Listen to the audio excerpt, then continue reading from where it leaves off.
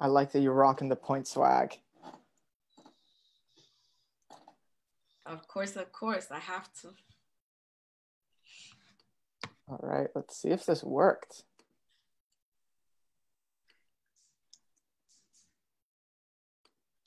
You know, it doesn't make Hello. for a lot of confidence to say. I'm going to try to make it so Senator. you can't see my anchors. It's so ridiculous every time. Okay, good. I think this is fine. Senator, how are you? Hello there. Can you hear me? Yes? Yes. Okay, good. Good. Hello. Hey, everybody. So now that we're all on, I'm going to do a really quick tech preview, and then we can answer any final questions. The first is, and I'll say this at the beginning and at the end, is if you're not talking, it's helpful to put your video off so that folks aren't seeing you and someone else is talking, and so that if you want to, like, you know, do something in the background, hang out with your cat, whatever, that you are safe. So the main things that we're going to do, and then I'll really quickly run through the agenda, are we're going to be using the Q&A function, as well as the closed caption function. So if you go to the bottom of your screen where you have your mute your video function, you will also have the Q&A. And if you click on that, something will pop up and there will be 3 columns: open questions, answered questions, and dismissed questions. And that is actually how you will be able to screen the questions yourselves as they come in.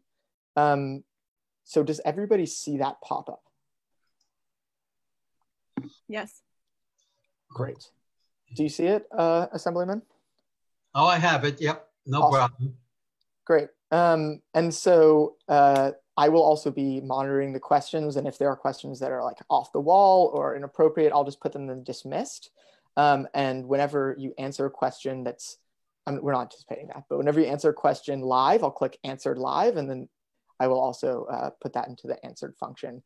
If there are questions we don't get to, I will save them all and pass them over to your staff. And New Yorker News and our member organizations are happy to like help you dig through any questions that you feel like have you need any expertise in. The other thing is we have our other great panelists who have a lot of great expertise, and so as they post questions, you know, they might feel like they want to answer as well. In addition to that, we're going to have a member of the New Yorker News team come on and do the closed captioning, which is just writing out kind of the main points. It's not going to be 100% accurate, but they're going to do their best. So those are kind of the tech features. Other than that, the very quick agenda is I'm just going to greet everyone. We're probably going to start a couple minutes late just to make sure that everyone's there. I'll do a quick tech review for everybody else. I'll say a little bit about who New Yorker News is, and then I'll go through the flow of the day. And then we will go to all of the speakers, which are first John from City Island Rising, then Dariella from the Point CDC, then Senator Biaggi, then Assemblyman Benedetto, and then we'll do the town hall, and then we'll do our closing. Awesome. I've completely lost the screen. All I have on right now is Zoom. Well, we can still see you, which is a good sign. So that means, and we can hear you. Okay. So I think that either you minimized us or you put us behind one of your other windows. Ah, I see. So let me know if you can find yourself again. I know it's a little bit of a learning curve. Send me a photo. I'll try to help you. Yeah, you can give John a call. You guys will be on right away. There we go. John is your official tech wizard. Yes. Thank you for that. I'll take a picture. Yeah, sure. Want to be helpful. Thank you, John. Always, sir. Always. Okay, my final question is for Karen, and that is, do you see our live video on Facebook? Let me check. I can also just drop it in the chat right now. Oh, that would be helpful. Could you email it to me? It's very live right now. Just FYI. Oh, we're live. Yeah. So I just put it in the chat, and I, yes. Okay. So if you're on the New Yorker News Facebook page, you can hear all the prep That's all I'm saying. Yes, I just put it live a second ago, so Okay. it'll be okay though. Great, so it's 7:01, so I'm gonna actually click broadcast. Does everybody feel ready and comfortable with the technology? Yes. Okay, Yeah, great. I'm comfortable. I can you see now or no? I can't see anything. Yeah, Zoom. look at this. We will find. Press the second tab. Press the second tab. I think that's where you are. No? Oh no, that's your email. It also has a Z on it, so I'm working through this. Thank you, John. Hello, everybody that has joined so far. We will start in just 1 minute. We are figuring out our final tech, and we will probably start at around 7:03. Thank you so much for being here. Oh, wait a second. I got you. Forget about you. There we go. I'm back. Did it myself. No problem.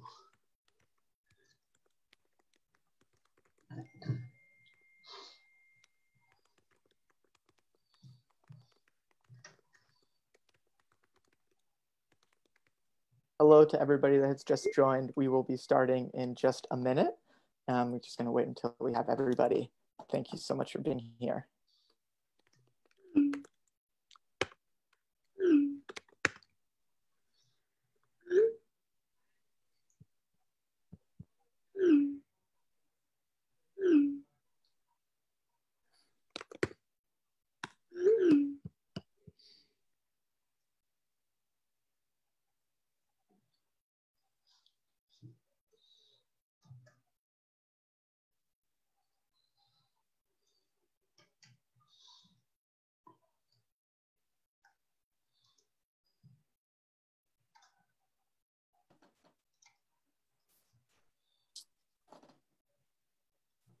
Hello, everybody that has just joined. And for the folks that arrived promptly at 7, we are going to dive in 1 second, but I first wanted to give you a quick tech preview of the tools that we're going to be using today. So at the bottom of your screen where you can see the participants in the chat, there's also a Q&A function, and that is the function that we will be using to answer to pose questions to both Senator Biaggi and Assemblyman Benedetto. And we will be doing that later in the day, and I'll kind of review it more in detail then. But hold your questions for that section so we make sure that we can answer all of them. In addition, there's going to be closed captioning. And so Raya Salter is going to be writing that out for all of you. So if you want to see the subtitles at the bottom of your screen, click the close captioning button, and that will allow you to see if that is something that you need.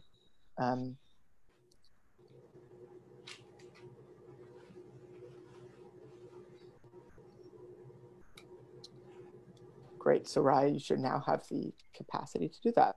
So it's 7:04, so we are actually going to jump in. And so I just wanted to start by thanking everyone for being here, especially a huge thank you to Senator Biaggi and Assemblyman Benedetto. I'm going to tell you a very quick story before we all get into it about how New Yorker News came to be. And then I will quickly review the flow of the day, and then we'll get right into our speakers. So New Yorker News is a coalition of over 200 environmental justice organizations, mainstream environmental organizations, labor unions, and community groups. And we started in 2014 after the People's Climate March. There was this phenomenal group of people. It was the largest climate march in history at the time. And the folks realized that they had built something really special. So they decided to take that and put it into a political force. And so they went on a road trip, and they went to 80 different cities and towns all across the state, and they had listening sessions. And out of the listening sessions came conference calls, and out of the conference calls came statewide convenings. And with that, New Yorker News created its principles, and it drafted with all these different stakeholders 2 pieces of legislation: the Climate Leadership and Community Protection Act and the Climate Leadership and the Climate Community Investment Act.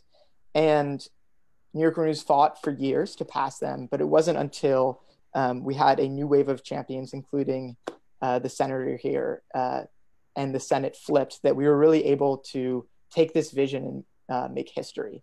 So alongside our dependable champions in the Assembly, such as Benedetto, we were able to pass the Climate Leadership and Community Protection Act, which really centers New York as the leader in the state, in the country, and has the most progressive climate legislation that really centers both climate, but also jobs and justice, which is at the core of New Yorker News's ideology. And so with that, I'm just going to really quickly look at the flow of what we're going to be doing today. First, we're going to have both elected leaders and community leaders. We'll have John Doyle from City Island Rising kick us off, the man who really made today happen. Then we're going to have Dariella, the Director of Community Development at the Point CDC, which is both a New Yorker News member, a New York City Environmental Justice Alliance member, and a leading advocate in the Bronx. Then we're going to have Senator Biaggi, who represents the 34th New York Senate District and is the chair of the Committee on Ethics and Internal Governance, and who has been really a leader since the moment she arrived in Albany. And then we're going to have Assemblyman Benedetto, who represents New York's 82nd Assembly District and is the chair on the Committee on Education and is another tireless advocate for climate jobs and for justice. So with that, I will turn it over to John to kick us off and tell us a little bit about what we are doing today. Xavier, thank you very much. And I too want to thank both The Point as well as Senator Biaggi and Assemblyman Benedetto for participating in this. This really, I think, came about through citizen involvement. And I know that was very nice for you to say that I made this happen, but that's not true. David Diaz and other members of our board really pushed these issues, and that environmental issues in our region are in need of being addressed. And I want to thank you, Xavier, for all your work and the Renews Coalition, because we have things we need to talk about as the environmental issues we have are a consequence to public health, how these kind of changes in our environment have left kind of new dangers that are presenting to us each and every day. And we're confident in our work with you, as well as our work with the Sea Grant New York program and documenting climate change as it's happening right now, that we'll be able to work with our partners at the state, federal, and city government to make change. Because first we got to document, and then we got to work with the powerful people who are on this call, and I'm not one of them, but the powerful people on this call to make change. So I want to thank you for your efforts in keeping us all organized, and I look forward to getting to the many issues that I know the coastal communities of the Bronx and Hunts Point included in that have.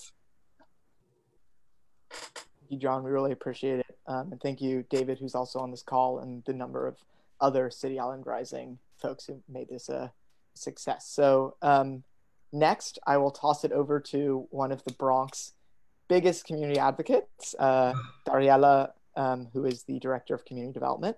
Take it away. Hi, good evening, everyone. Thank you, everyone, for joining us. Senator Biaggi and Assemblyman Benedetto. It's amazing to always be able to share space with people that have similar priorities and principles. As we know, that's not always the case, as we're up against so many layers of oppression. We were invited to talk a little bit about the peak report that was just published, and anyone can check out the details of the report and some publications that have already been printed. If you go to peakcoalition.org. We just dropped a report that really talks about how peaker plants, and peaker plants specifically that are always in communities like ours, like in the South Bronx, like in certain communities in Brooklyn, cause an oversaturation of environmental injustice that creates layers upon layers that we have to fight against in order to just live and survive. And that our organization, through partnerships and through our programs, have addressed environmental injustice in so many different ways that we are the experts, and we need to continue to be seen as the experts that can create, not only recognize the issues that we have in our community, but really create solutions to address those issues. And that we need champions and we need people to support us, but not people to come from outside necessarily and create solutions and define the problems that we're seeing.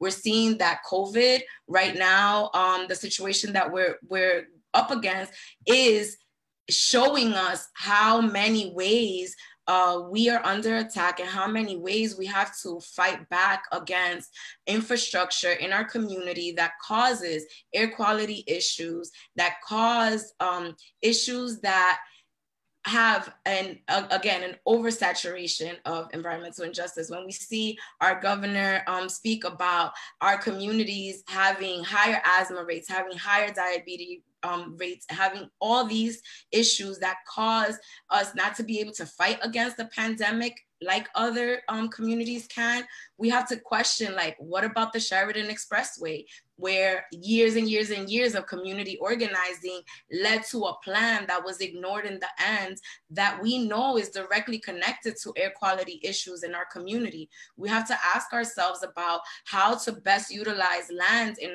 our neighborhoods so that we are addressing environmental issues, so that we are looking for localized sources of renewable energy, of energy storage, and so that we're creating local sources of resources that we need in order to be able to survive every day, and that we do have the power and the knowledge and the expertise, and that COVID is only showing that the plans that we have created all along were almost right and to a scary degree, and that we have to continue on that work. And if anyone wants to know more about that work, I'm really excited to always be in these spaces. I'm really excited to ask you to check out the website peakcoalition.org, and I'm really excited to ask you to follow all the members of the NEJA Alliance, the New York City Environmental Justice Alliance, who continues to look at ways that we can address infrastructure and opportunities for creating the change that we need to have healthier communities now more than ever.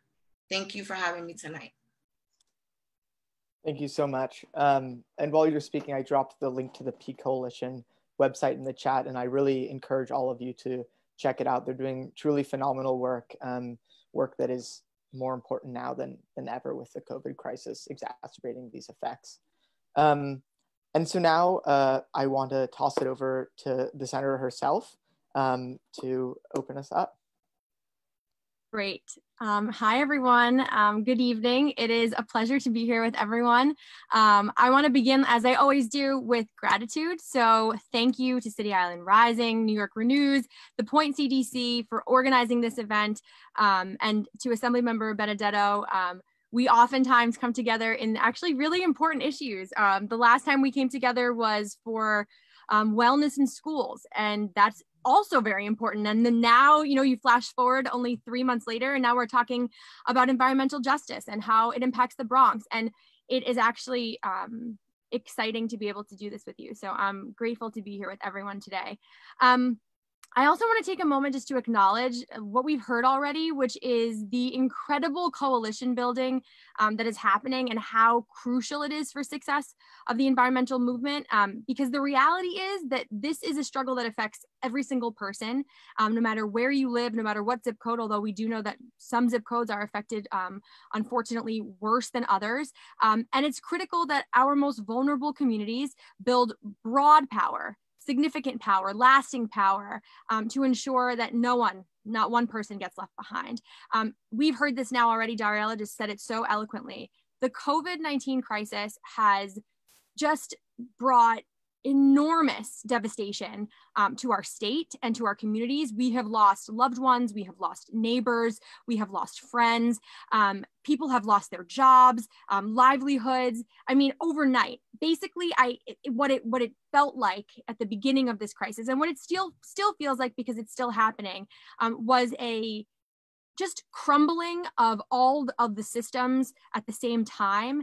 And what that has left us with is incredible uncertainty about what the path forward looks like. I do not have to tell anybody who is participating tonight how devastating this crisis has been for the Bronx.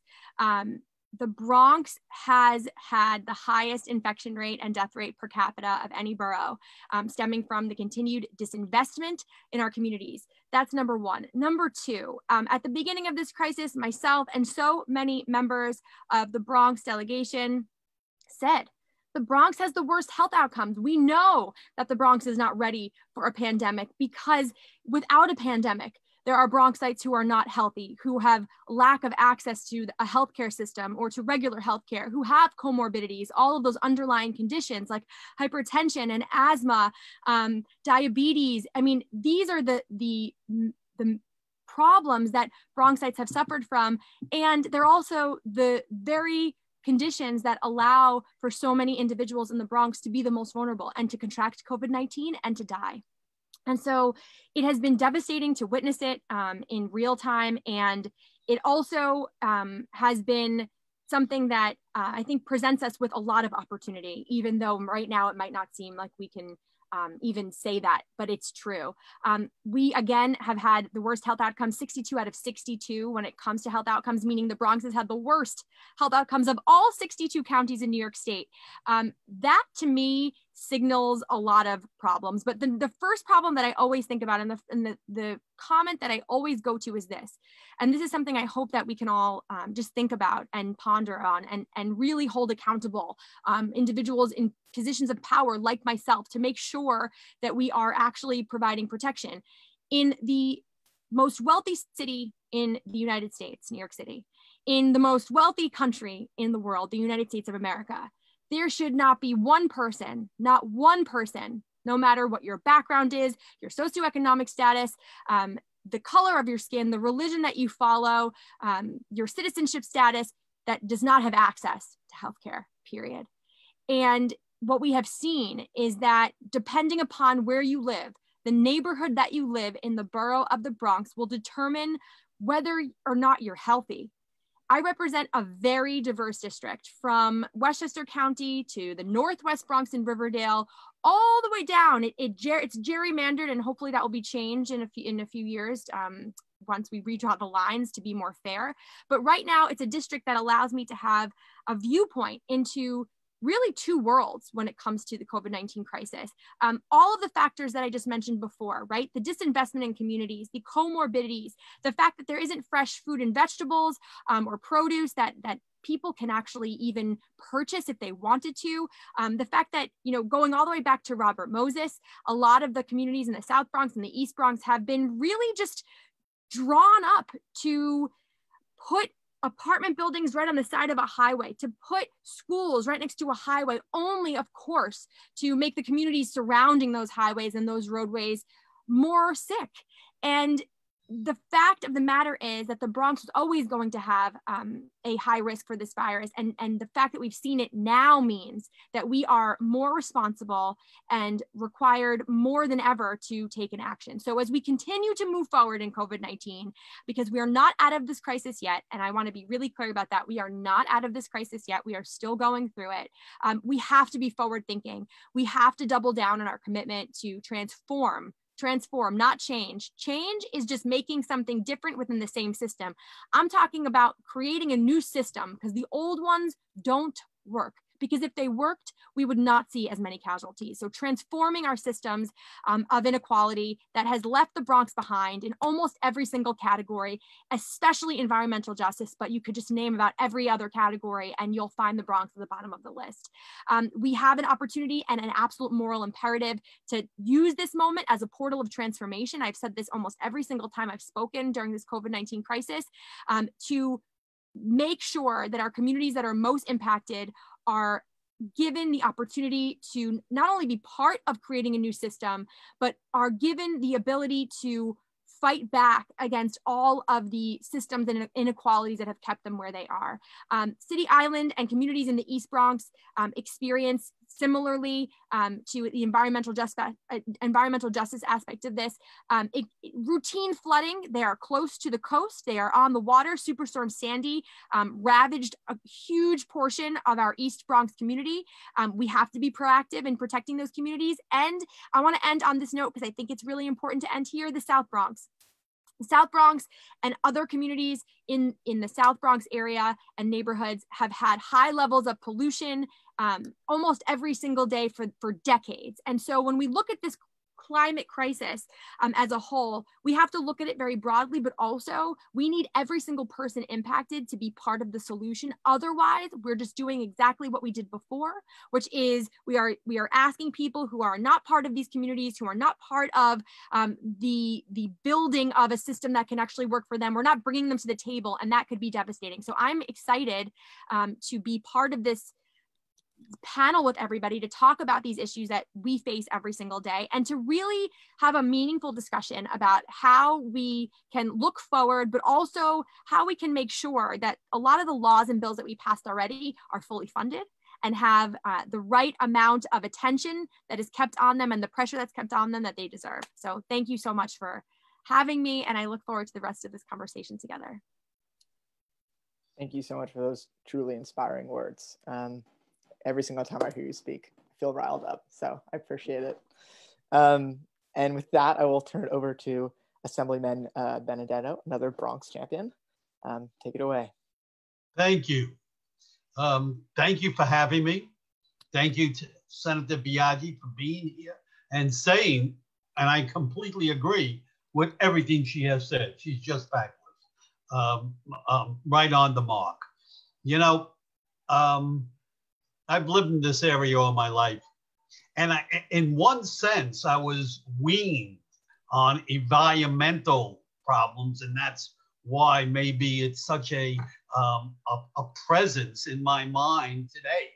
With the Pelham Bay landfill, there was garbage being dumped there for years upon years. And I was in the forefront of one of the people trying to get that closed, and it finally was closed. And it's a wonderful thing. We're talking under Ed Koch and back in 1978 or so. And that caused more problems once they capped it, because they were still dumping in the Pelham Bay landfill, even after it was closed up. And we found out years later that they had put in toxic dumping in the site. Toxic dumping, which led to children dying, led to a court case, which became the largest court case in the city, the longest court case in the city of New York. Finally, it was in favor of the litigants against the city of New York and the landfill, thank God, but not before major deaths. And that still is monitored today, the Pelham Bay landfill, where they want to start a park on the Pelham Bay landfill, and which much apprehension among the people. In a way, we stand right in the middle to speak hopefully of things. Right in the middle of I wouldn't say resurgence, but a birth of environmental concerns in the state of New York. Over the last 3 years, think of what we've done here. The Clean Water Bond Act in 2018, $5 billion was passed. The Climate Protection Act in 2019, followed by this year's passage of the Environmental Bond Act for another $3 billion, all gonna make our land, our environment safer for our children. That's a wonderful thing, okay? And we've got people in the Senate, in the Assembly, and in the governor who really believe that this is these are important issues for the health of people, for the longevity of our environment, our planet, that these laws were passed. For so long, it looked like we were talking to the wall. We in the assembly, I mean, okay? And it's so great first that we got a governor who also believed in things. And then we got a Senate majority that also believed in things. And we were able to get a lot of things done.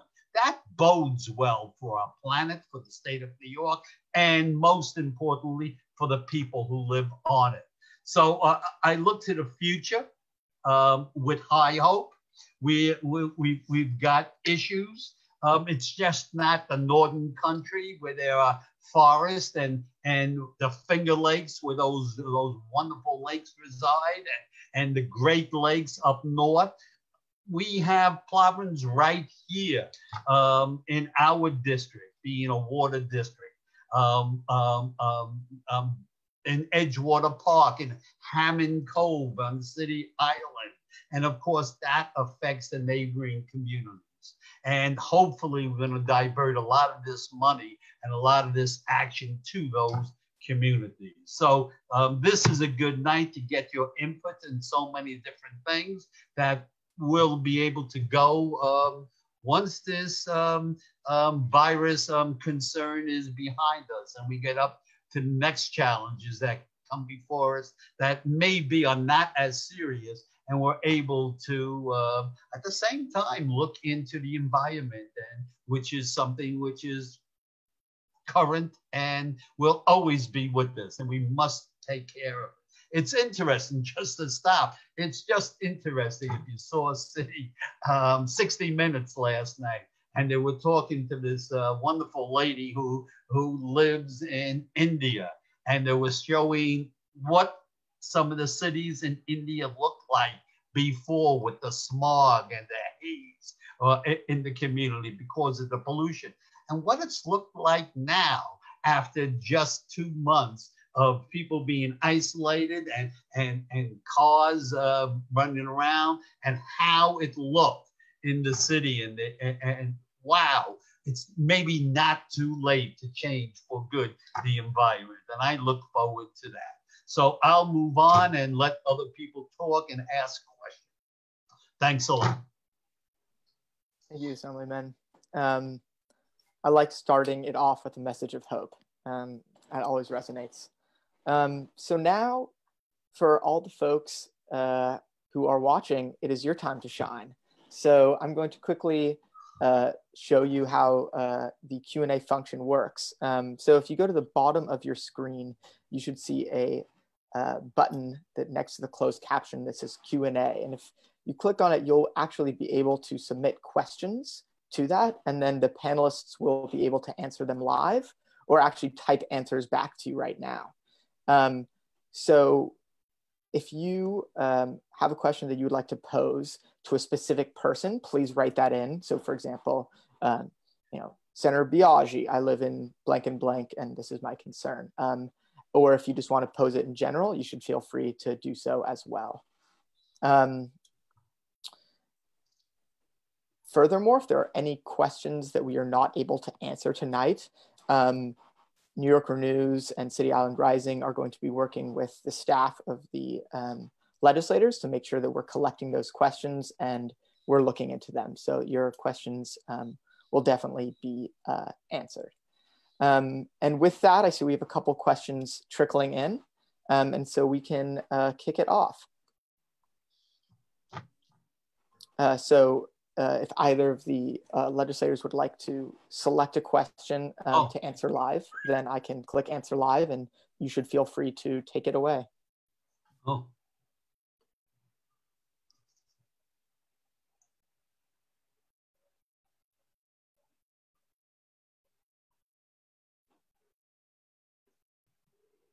Some of these are quite long. Great job, everybody. So I guess I will just kick it off as you read through the questions and read Steve's question aloud, which is for both elected officials, which is, what legislation are you currently considering to curb carbon emissions? Will you introduce a bill in your respective chambers for carbon tax or co-sponsor one if it has already been introduced? Thank you, Steve, for your question.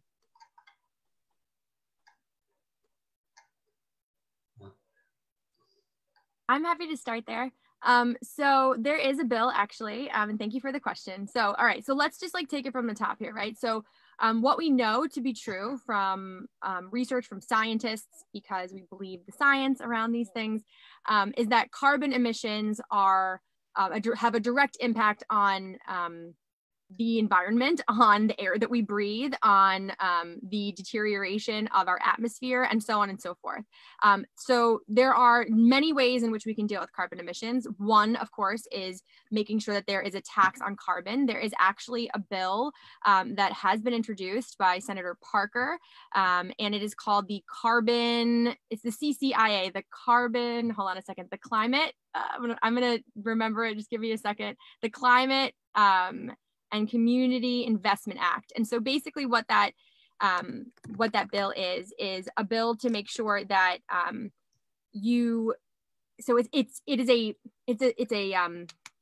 what's the word I'm looking for? Oh my gosh, I'm like losing my words right at the wrong time. It taxes pollution, but it's a companion bill to the CLCPA, which is the Climate Leadership Community Protection Act, which we passed last year. And so those of you who follow climate justice very closely, you will probably remember that last year we passed that bill. And so this is a bill, it had a different name previously. We added the L in there to put leadership, but it's the same bill that you all worked on, that you all organized around and made sure that we passed last year. And so the CCIA is a bill that would, again, it would tax pollution. So it would raise an estimated additional $7 billion. And then the goal or the plan would be that $7 billion would then be reinvested into communities that have had environmental racism. So all of the communities that we talked about earlier, communities in the South Bronx, communities in the East Bronx, communities really all over the Bronx, because it's a borough that has had environmental justice issues from the beginning of when our roads were built. But then also it would create what's called a Just Transition Fund, which would provide direct grants to community organizations that can work on these issues on the ground. So it's not just the money from the tax, it's also to create a fund so that the groups who really know the communities the best, which is, I think, one of the best ways that government can assist, is to provide grants to any type of community organization to basically have money earmarked in the fund, 75% of the money earmarked in the fund to basically go to these groups. It would also expand energy rebates. So this is one piece of legislation that exists in the Senate and the Assembly. If the bill comes to the floor, there's no question that I would be voting yes for it. But there's also something else that I really just want to bring to everyone's attention that I have been obsessed with since probably the beginning of my term, which is the planting of trees. I'm sure that there are people who remember the Million Tree Project in New York City. We know that trees and the planting of trees and the growth of trees and the maintaining of trees can reduce carbon emissions in the air, because that is what trees do best. And so if we find ways to plant trees in New York City, which I know is not easy, we can actually reduce carbon emissions. And so I have worked from the beginning of this year with the New York City Parks Department and their staff, as well as my staff, to really figure out ways in District 34 to plant trees in areas where trees can be planted. So, if you look at the map of the district, what you'll see is that there are a lot of hot spots, areas where there are a lot of trees. However, there is no rule or regulation at the city or the state level where let's say, for example, we planted a tree, the tree's been there for 30 years. That's great. And now what? Well, okay, let's say a storm happens and the tree falls over, or let's just say branches fall off or the tree dies. There's no requirement to replace a tree in the place where a tree died. I think that that's actually something that we can piggyback onto the planting of trees, but it's not just the legislation. I want to be really clear. Legislation plays a massive role. It's a way to shift the culture. It's a way to make sure that we are reducing carbon emissions because we're holding people accountable and can fine people if they don't, of course, follow the law. But also at the very, very, very community-based level, planting trees is one of the most effective things we can do to reduce carbon. So I think they go hand in hand. You for that response. Appreciate it. And I think it's really great that we have the point on today, since they are one of those community groups that would know exactly what to do with that money. Yes. And would really make sure that it's spent in the right places. Yeah, let me say a few things too. I'm answering the question. I agree with the carbon tax. I think it will greatly reduce, and I support it. I'm on the bill. To be honest, I don't think it's there yet. It's there. All bills have. I can't tell you all the bills I have out there that are good bills that I've been pushing for years. But eventually, it all has to start with a single step, and the bill is out there. The debate is starting to happen. Pollution happens not only in the air, but it also happens in the water as well. And I'm proud on that end. And the pollution. I remember when I was a kid, we would. Oh boy, it was really great when we can see the bottom. Of course, seeing the bottom of the water, in 1 foot of water, to us it was a big thing. We very quickly lost viewing the bottom. Now the sound is beginning to get cleaned up, getting cleaned up even more so with the use of a bill that I am a co-sponsor of, the Million Oyster Project of putting oysters back into the water of Long Island Sound and making that cleaner out there. It's much needed. A rebate going to restaurants for all the oysters they might be selling and to make the water cleaner. So working at both ends of the spectrum here. The air, it's got to be cleaner, but the water has to too, and it's a major concern for people in our area. One of the things too, we're talking about the act of using the various acts that we passed over the years intelligently for our area is attending to some of the water needs that we have up in Throgs Neck and Hammond Cove, for instance. It's a major area for ships to come on in or boats to come on in, but it's not being dredged enough, okay? And less clearance for the ships or the boats coming on in. There because it isn't being dredged, and the Army Corps of Engineers has been reluctant to do it because they don't have the money to do it. Well, we can use our money to make the Hammond Cove a lot easier for these ships to go in. And in case of emergency storms, because of its protected nature, it has been classified as an important dock for emergency ships. So we're trying to hit the environment in both areas. Xavier, can I just add one thing that the Assemblyman made me remember? Please. Okay, so I cannot emphasize enough how important it is to support and get behind and do whatever we can to really make sure that the Oyster Reef project happens. I was previously a lawyer for the Governor's Office of Storm Recovery, which was an office that helped to rebuild New York after Hurricane Sandy. And one of the projects that I worked on through the Rebuild by Design competition was the Oyster Reef in Staten Island. And the first time that I heard about this project, I did not know anything about oysters or what they do to the water. And I was blown away by two things. By number one, the fact that oysters can purify water at rates that are so much higher than almost any other substance or filtration process. That's number one, which is important, obviously, to make sure that our waterways are clean and safe. And then number two, how when you build that wall with those oysters, you help the storm surge. And so when we think about what's coming and the future of the climate crisis that we're in, we see this every single season, and we're just approaching, if you can even imagine or wrap your head around this, hurricane season, which is just unfathomable to me that we are here at this moment, but we are. And so we see each year that hurricanes grow in strength, that they are hitting land and staying there for longer periods of time, and that, of course, the waterways and the water system surrounding the land I mean, if we're not protected, it negatively and directly impacts our homes, our communities. And so this is one of the best ways, the Oyster Reef Project, this is one of the best ways we can actually keep our communities safe.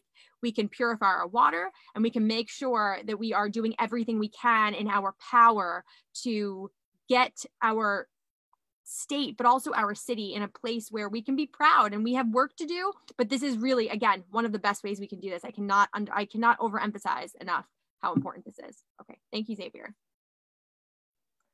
Thank you both. Those are really phenomenal answers. So I'm happy to continue reading out questions, but if you would like to also select any questions of the 16 that we have, you should feel free to as well. Xavier, if I can, I'm noticing comments here that people are making, and this is very interesting. It's the first time I've done this, by the way. Okay, and I find it interesting about the carbon tax and using it to fund incentives to electrify commercial transportation. Absolutely, we're seeing what will be another revolution in transportation coming up in the coming years. Not just the electrical cars, but the interesting thing is the autonomous cars, and making the autonomous cars available and electrical for people, which would be wonderful for preventing pollution in the air and so on. Of course, it would kill the carbon tax, but with good outcomes in the final end. But an interesting thing for the future. Enough. Thank you very much. Senator, is there something you would like to add, or a different question that you would like to answer? Question, please. Okay, there's a question in here that's really very smart about the link between food insecurity and climate change. How can we address broad food insecurity among New Yorkers and climate change at the same time? All right, this is literally like the issue that I deal with on a daily basis. I am not even joking. There's no exaggeration here. So let me explain to you how I can draw the line here. All right, so you can basically draw a direct connection between the pollution that has poured into many of the communities and neighborhoods in the South Bronx, and as a result of course, the high asthma rates and the devastation that has been brought by COVID-19, which includes food insecurity, okay? It is going to take massive structural change in our economy to move away from polluting sources of energy, but there are also similar smaller strategies to address a lot of these things. So let's just talk about it in terms of New York City. And I keep going back to the South Bronx because this is the area where I have seen during this crisis, and it's not anything that's surprising to me, but this is where a lot of my attention has gone, where we've seen the highest rates of COVID-19, we've seen the highest rates of deaths, and we've also seen the highest rates of food insecurity. And so the most ironic part of this that I cannot emphasize enough is that in District 34 in the South Bronx, okay, there is the Hunts Point Food Market. For those of you who don't know what the Hunts Point Food Market is, although I'm sure everybody does, it's the largest food distribution center in the country. And arguably, some people have even argued that it's the largest food distribution center in the world. So what does that mean? Well, it means that there should not be one person in the South Bronx who has no access to fresh fruit and vegetables. And yet all that we see in that area is a lack of access to fresh produce, especially during COVID-19. So a lot of what I have been trying to work on and have been working on is working with people like Karen Washington, who is a true champion of food rights. She is a farmer in the South Bronx. She has not only educated so many young people, as well as adults in the South Bronx, how to grow our community gardens. Now we're looking at it to say, not only do we have to grow our community gardens, we need to plant even more because there's a food shortage in this area, and people on a day-to-day basis do not have access to even the shortage of fresh food and produce. Okay, so that's number one. Number two, it's drawing the connection and building the bridge between upstate New York farmers as well as our urban farmers and our communities in need. I'm sure that many of you saw during the beginning of this crisis that there was an article in the New York Times about different farmers who were dumping their milk as well as other products. That was one of the most just frustrating experiences that I have ever witnessed. I couldn't understand how we have all of these resources in upstate New York, and yet in the city, we had people in need, and yet we didn't draw the connection. Ultimately, we did, but it took a lot of highlighting from people like myself, from community activists, from the community, to say to people like the governor and the mayor, hey, there is a need in these communities, in these areas, that you can actually provide, you know, from these farmers to this specific community. So, you know, there's, in addition to the pollution and the environmental justice issues that have gone on for decades in the South Bronx, what we now have seen from COVID-19 is really just a very bright light shined on all of the cracks of the foundation that we knew were there, but now they're so bright that people in very high positions of power cannot ignore them. I think that that's a good thing, even though the problem is so large, is so great, and they are directly connected. The last thing I'm going to say is this.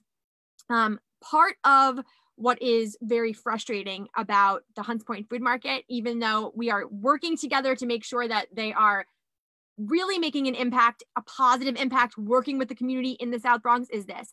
On a day-to-day basis, there are thousands of trucks that drive in and out of that food market. What does that mean? Why does that matter? It matters because when we're bringing food from the food market to the source, or from the source to the food market, we are using trucks, and the trucks are polluting the air. So we also can be thoughtful about how we're transporting our food by switching to electric vehicles, by asking the future of any company that comes into that area, especially food distributors, to not come with a diesel truck or a fueled truck with gasoline, but to have investments in and to provide incentives from the state for these companies to purchase electric fleets. And so it's all intertwined and interconnected, but truly I think the most positive thing has been the discussion that I had last week with the Hunts Point Food Market and Karen Washington, who again is an activist in the South Bronx, who has done a lot of work to say, hey, we're noticing that the produce goes from the Hunts Point Food Market to the Brooklyn Navy Yard, and then at the Brooklyn Navy Yard, it then gets determined that it goes back to the Bronx.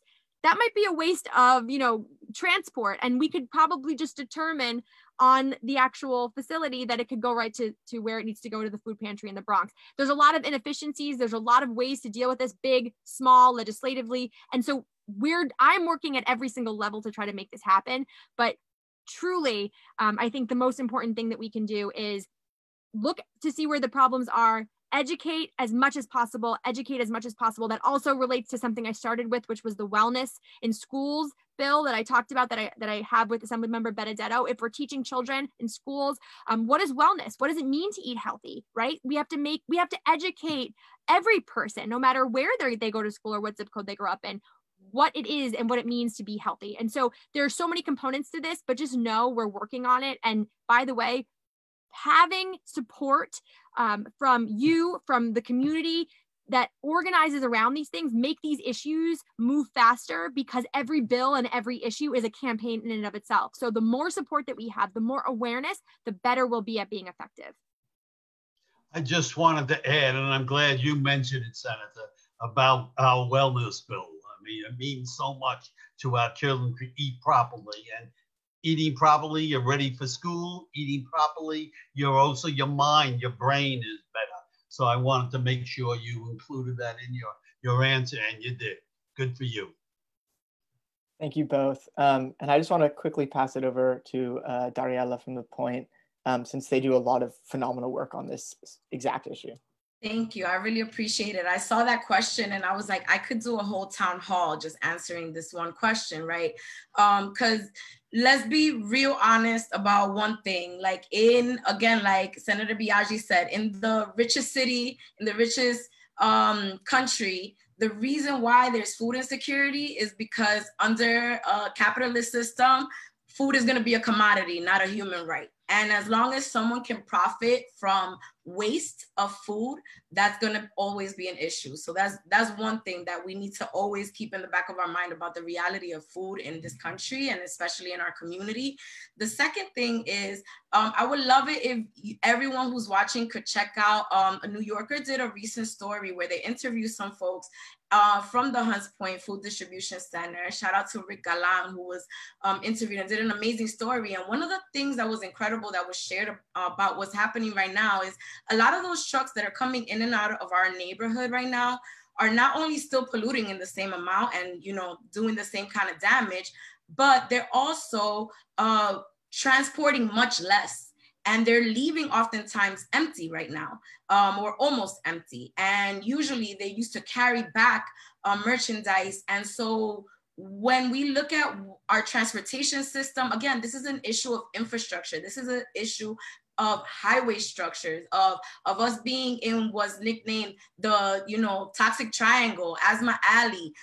This is a situation that is directly connected to the way that our city is built around us, and where we can live and where we can't live, and how money determines where we can and cannot live, right? When we look at rezonings that are happening all over the city, if rezonings were happening that actually address these issues, where we were saying, where do we need to build things, and where do we need to move things, and where should things be, we need to look at those real issues of food insecurity, of health, to design the way that our city is planned for. That's critical, and that already has begun to happen. So when we look at projects like Concrete Plant Park, where we have the first ever Bronx River Foodway, that's amazing work by YMPJ, Bronx River Alliance, and other partners that have, they are growing food in a way that's educational, and that's using public land to grow free food that remediates land and looks at brownfields in a way that's different than just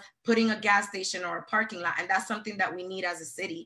I also want to give a major shout out to like Ray Figueroa, who's doing a lot of work. He's from Brook Park and does a lot of work all over our city, but he's really doing a lot of work around localizing food and access to food, and CUNY supporting some of that work. And it's something that we have to continue to look at. How do we plan for our city, and how do we use infrastructure, and how we change infrastructure to not only address issues, but to avoid repeating some. And as we rent spaces, as we see who our new neighbors are in Hunts Point, we really need to take action now to protect communities like Hunts Point from predatory, not only building, but also renting, especially by folks like Amazon, by folks, you know, Fresh Direct isn't in close by, too close. And these renters are causing real problems that are literally killing our children, killing our seniors, and killing our neighbors. Thank you so much. And thank you, obviously, for the great work that you're doing as well. Next up, we actually have a question that John is going to ask from City Island Rising that we talked about actually before this, because it's an issue that has been coming up so much and is really close to the City Island community. Okay, you can answer. Okay.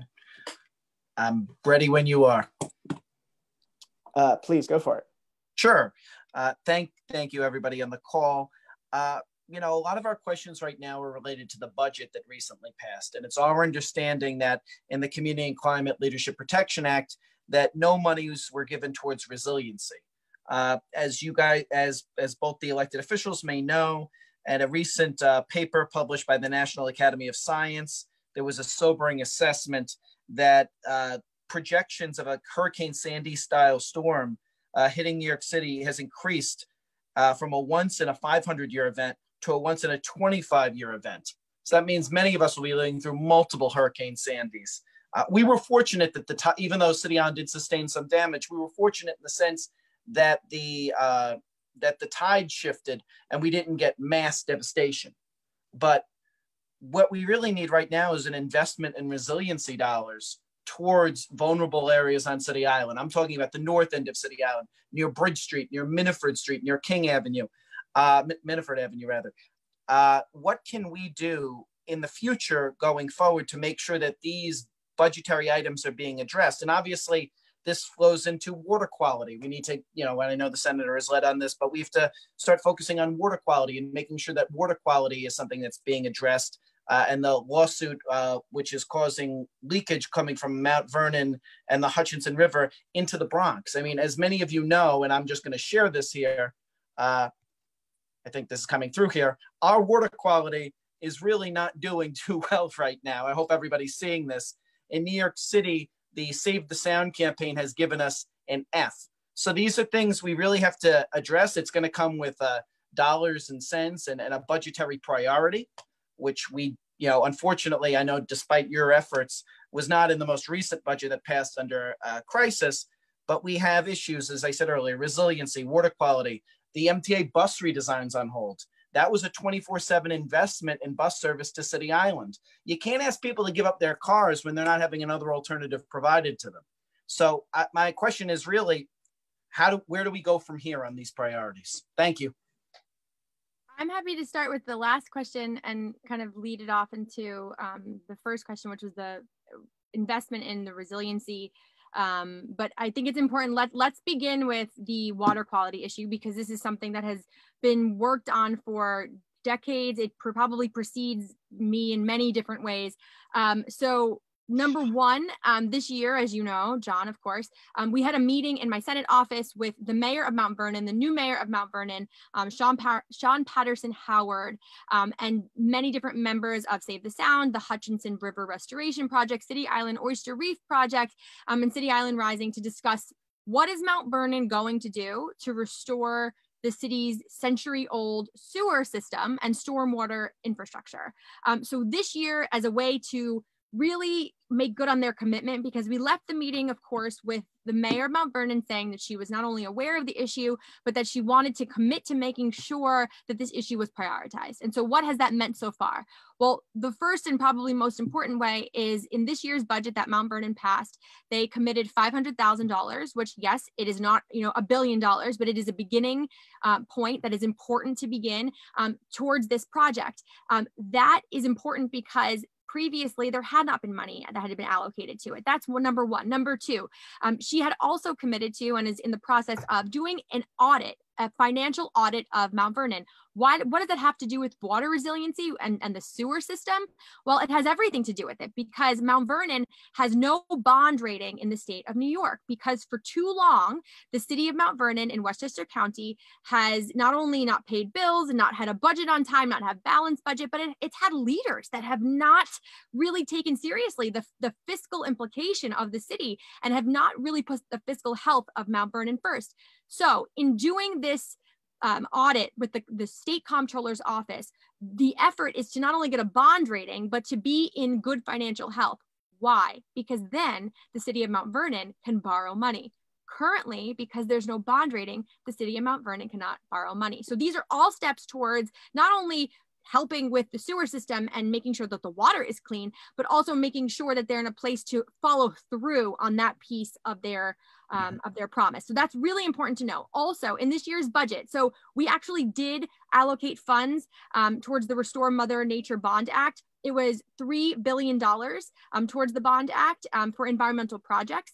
It includes $1 billion for restoration and flood risk reduction projects, and then $550 million for water quality improvements and resiliency projects. Here is the issue with the money we allocated under the Restore Mother Nature Bond Act, okay? The status of the Bond Act is up in the air because of the enormous budget challenges that New York State faces. We entered the COVID-19 crisis with $6.1 billion in deficit. We are currently approaching $15 billion in deficit. I am estimating, and that's conservative, so I am estimating that we probably will get closer to $20 billion. Why should you care about that? Because the Bond Act will only move forward, okay, if Robert Mojica, who is the budget director under the governor, certifies that the bond debt will not adversely affect funding for authorized capital projects and essential government services. So once we come through this crisis and pandemic, we are going to have an analysis done by the budget director in the governor's office, who will determine the fiscal health of whether or not New York State can actually borrow, because a bond is borrowing against the state debt.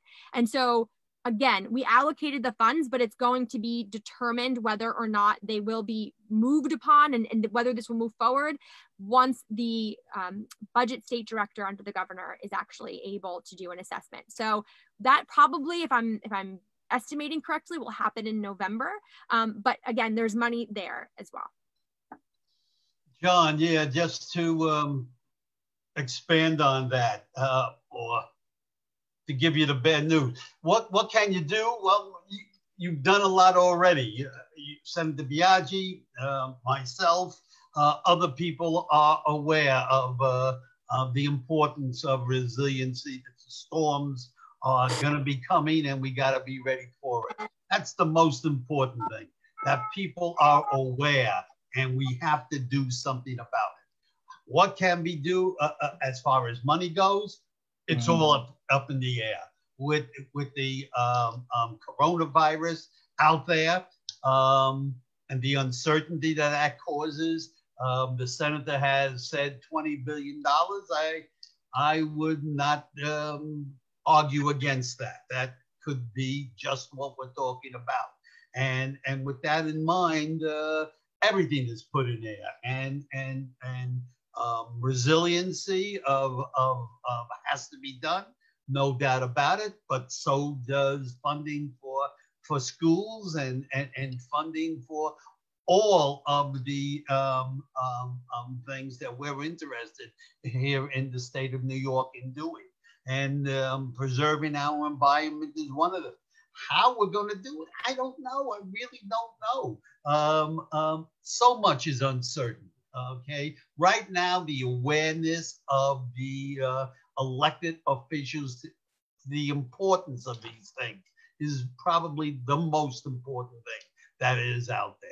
Okay. And when the state is ready to resume the important funding of all these projects, they will be doing it. And but to give you a timetable, to say where the money is coming from at this particular time, I got to be honest with you, it's important, but it's uncertain.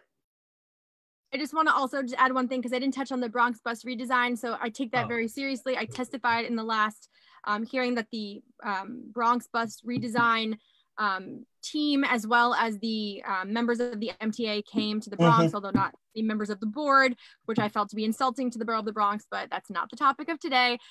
So, okay, there's two pieces of this. Yes, the redesign is on hold. We're all aware of that. That makes sense because of what we're dealing with right now. The final proposal did include a lot of the additions for the City Island community that were requested, which is a good thing. But to your point, right? The MTA board has not voted on the final plan, so that's a problem. There's of course disruption in all of our lives that we deal with on a regular basis. If you can't drive a car, but now you have to go to the bus, but buses aren't running, or like there aren't enough buses, or it's just not sufficient. Totally understand and get that. Okay, so here are two additional things I want to share with everybody. Under the Federal CARES Act, what Senator Schumer, and so I always give credit where credit is due, so this is not an endorsement of any particular person's feelings or views. This is just their facts. All right.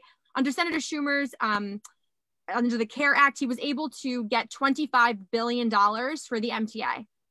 There's a huge shortfall now with their budget. Okay, $25 billion is a really good amount of money to make sure the MTA can still function, can still do its redesigns, can still do the things that it needs to do to make sure that we're in a good place. However, okay, I would be absolutely remiss if I did not say, because I have been talking about this since the beginning of this year, we must, in the state of New York, we must also raise revenue, okay? Budget justice in the state of New York is important. Listen closely. There are people in this crisis who I'm considering pandemic profiteers, right? What does that mean? It means that there are people who don't have jobs, who never have jobs when the economy is good, because they don't need jobs, because their money is in the stock market, because they have investments, because they already have the capital every single day and just are reinvesting and leveraging off their investments. These are the ultra millionaires, the billionaires who are in New York State. We have at least 123 or I think 127 billionaires in the state of New York. Someone correct me. I don't remember the exact number, but it's in that range. But we also have ultra millionaires here who, by the way, have actually made money off of this pandemic. Of course. So, we have to make sure that they are taxed properly, because listen, we have that deficit. We're going to do everything we can to be fair and smart. The last thing on earth that I want to do, is to cut services to our hospitals, our police and fire, who have been at the front lines of this, our nurses and doctors, our schools can't afford to have any money cut. So even though it doesn't seem like this is all related, it's like a dominoes game. It's like each domino that falls over directly, it might be a different domino with a different topic, but they all are related. And so I can't scream more loudly enough for budget justice in the state of New York. Okay. You know, just on that, I completely agree with the senator. Taxing those who can afford it, it's a must. There's something that's called tax-free day in the state of New York, or throughout the United States, put it that way. For most people, for you and me and the average American out there, tax-free day comes around May 1st, May 5th, who knows, but somewhere around there, okay? That's when we have made in our salaries enough to pay up all the taxes that we're gonna pay for the entire year, okay? We're talking about putting a tax on people whose tax-free day comes like January 30th, that they pay the taxes because they're so rich. It should not happen. Okay, so I'm very much in favor of a graduated tax scale that goes up to people who are making $5 million, who are making $10 million, and even beyond that.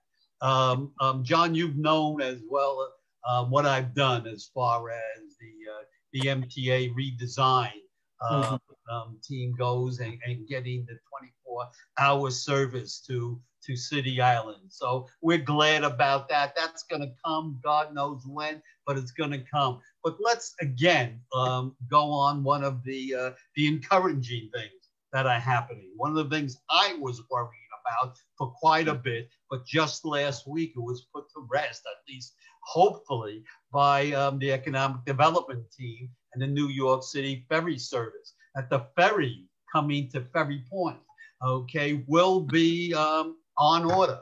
It is going to happen next year. They are not going to put that off. It will be coming. And if their commitment to the ferry service coming to Ferry Point, which is just wonderful for us, not far behind is ferry service coming to possibly City Island and Orchard Beach, because it just makes sense. In a city where there's so much water, we should employ that water for service and commuting and cutting down on the people who are riding on the highways and so on. Yes, it costs a little more, but it's worth it for a better living for the people. And it's going to happen in Ferry Point and City Island. It's going to happen too. Good. It's good to know. And I thank you guys for all that you do for the neighborhood. As you know, the bus extension was a 5-year effort. So we're going to be counting on you guys to raise your voices to the MTA to make sure that comes to fruition sooner rather than later. Thank you. Thank you both. And we have time for just one final question. And for those folks who have posed a question and have not had them answered, we will make sure to read your questions and consider them. So are there any final questions that either of you would like to answer?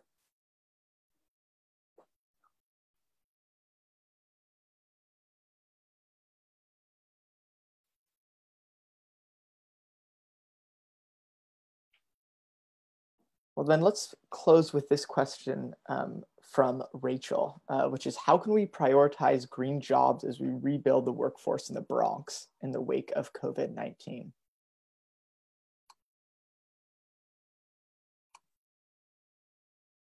I'm happy to start with that. We talked a little bit about the CCIA, which was the Investment Act, the Climate Community Investment Act.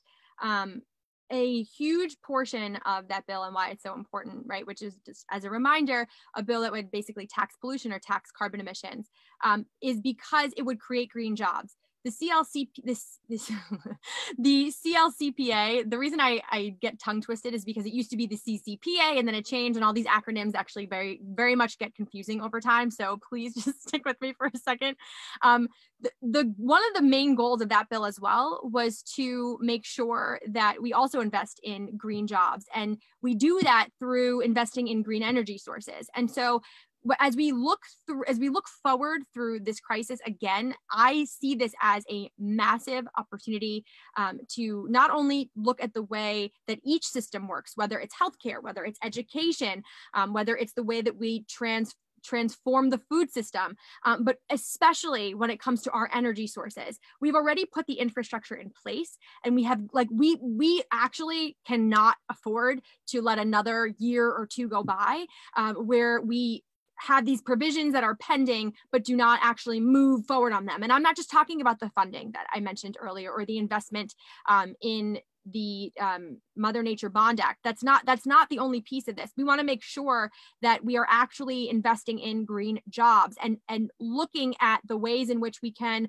require new developments, new buildings, new homes to actually only build or primarily build or mainly build with green energy sources. It includes things, of course, like we've done previously in the state of New York, including rebates for certain companies that offer or provide, whether it's hybrid cars or different types of energy sources for solar panels. There have been many different programs across the state, and sometimes it's by locality. It's been by Westchester County. It's been by New York State at large. The main point is this, okay? Anyone who is looking at this crisis, who is conscious, who understands what has gone on here, understands that the high rate of unemployment in the state of New York means that we have an opportunity to close that gap by providing green jobs.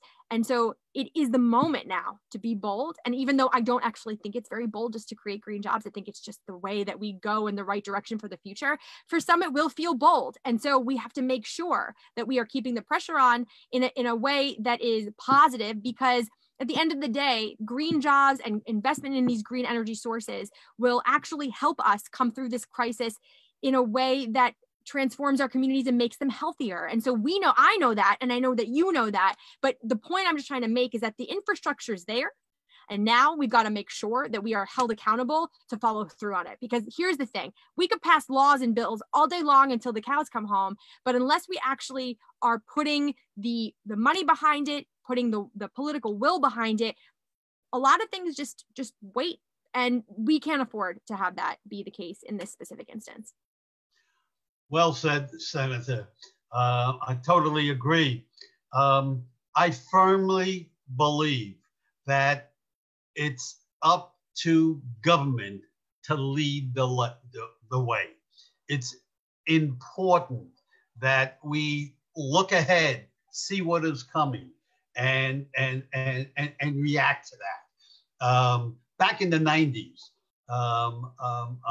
to his credit, the Assembly Speaker at that time, Shelley Silver, he foresaw that it was very important for the economy of the state of New York and for the area in and around the capital to invest in nanotechnology and put a lot of money in the state budget for that.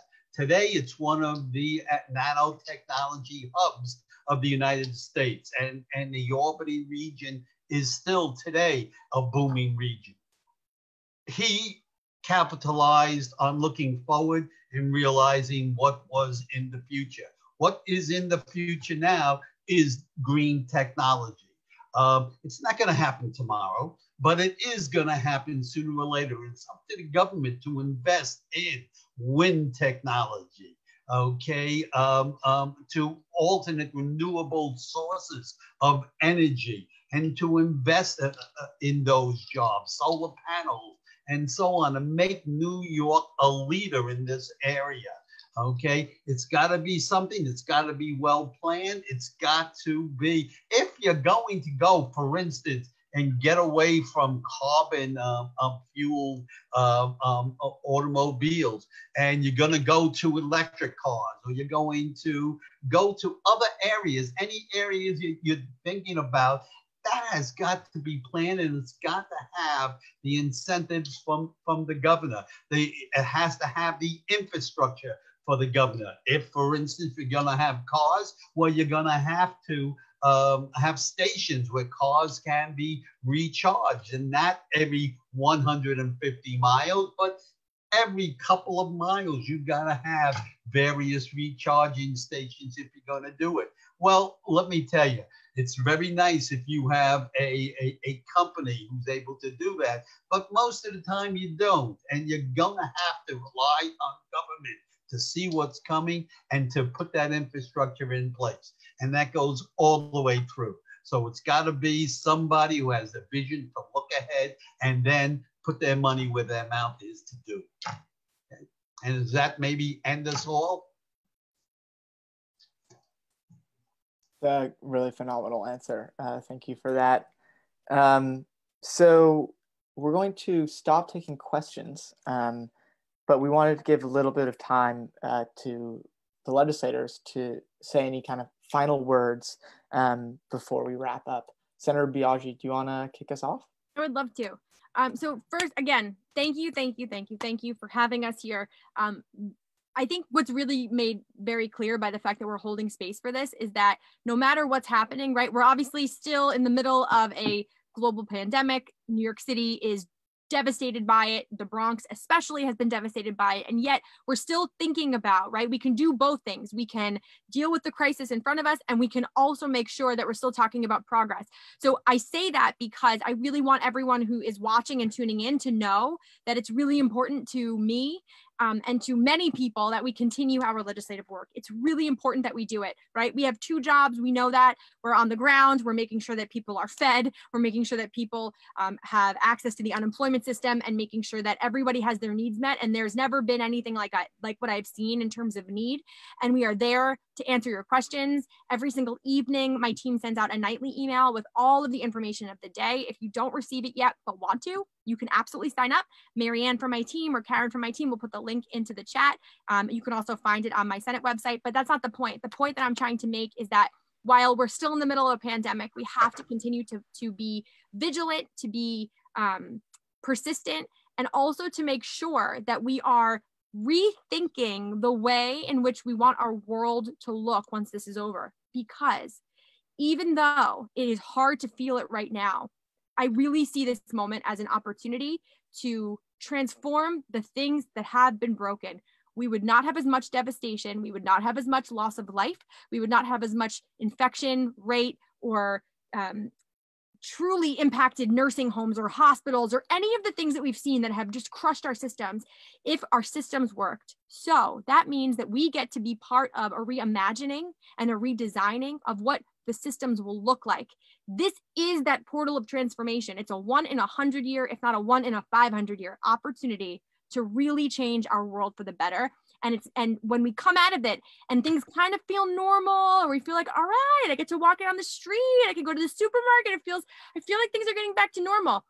And you start to see people be like, oh, I don't know if it's the right time. No, it's the right time. This is the time. We have got to keep the pressure on. We have got to, because I'm telling you right now, if we exit this pandemic and we do not do those things, we will regret it for the rest of our lives. And this work, the environmental justice work, the work that we do for our healthcare system, the work that we do for our schools, all of it, bridging the digital divide, making sure people have a place to live that's healthy, will all be what we pass on and will be our legacy. So we are being tasked with the question of what do we want our legacy to look like, and how much are we willing to put at risk to make sure that the next chapter that we create together is actually the bold, remarkable chapter to make us just stronger and more formidable than ever as a city and as a state, because there's no place on earth that I am more proud to represent than New York City. And we have to make sure that everybody here is protected and safe. So thank you for having me.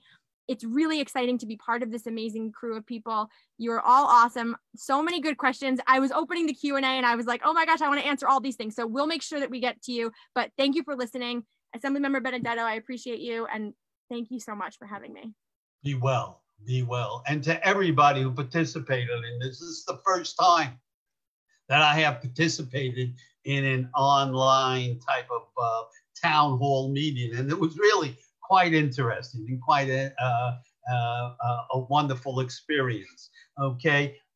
Listen, I'm a hopeful person. We're going to come out of this.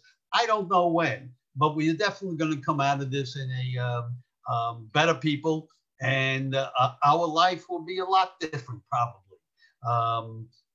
We adjust, we go on.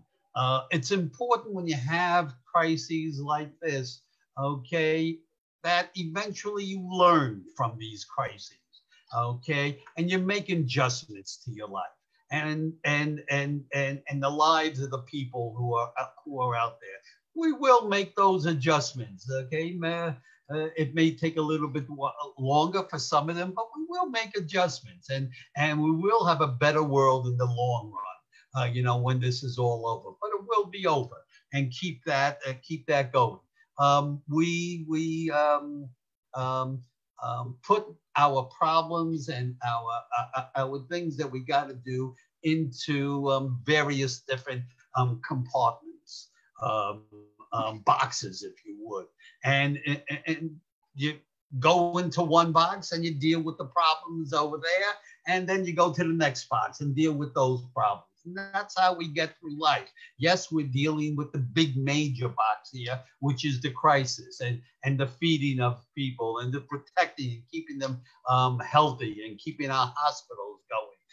But at the same time, we got other problems too, and hundreds of calls come in during the course of a month in regards to people who have no money and putting in for unemployment insurance. Well, I've got people there to handle those questions who come in on every day, because the government does not stop. It continues. And it's at times like this when we rely a lot on government and them continuing to do the job, and we're continuing to do that. Okay, and it'll be good when this is all over. We'll be able to spend more time on the things we, are meant to do, passing laws and good laws that are good for the people of the state of New York. I look to get back to doing that, and look to find you there when we're all done. In the meantime, thanks for having me into your houses, and I'll see you in the future. Thanks a lot, and thank you for doing this, Xavier. Phenomenal. Thank you both so much. So before I do a really brief closing, I just wanted to pass it over to Dariella to make a quick announcement.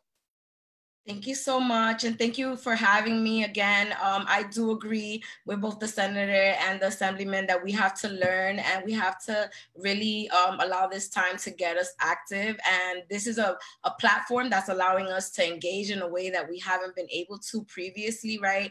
So I'm inviting you all to participate and to join us on June 9. We're having a community-led candidate forum where we're inviting candidates for the Congressional District 15 race to look at the platform that Bronx-wide, across South, North, and South Bronx have put together. If you want updates on that information, you can follow Northwest Bronx Community Clergy Coalition on Facebook, or The Point on Instagram. We'll be posting updates and inviting folks to join us, much like this setup, to participate as we engage with candidates for the New York 15 congressional race. Thank you.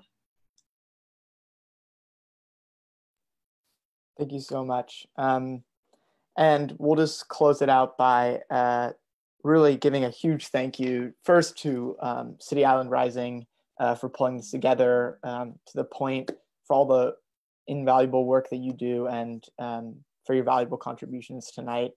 And then to elected officials, because having you as our champions really brings this work so much further along.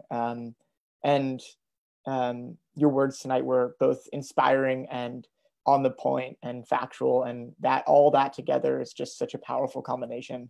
And so with that, to all the folks that are here, thank you so much for your time. And we all look forward to continuing to fighting with you for climate justice. So thank you all so much. And I will make sure to pass on the questions.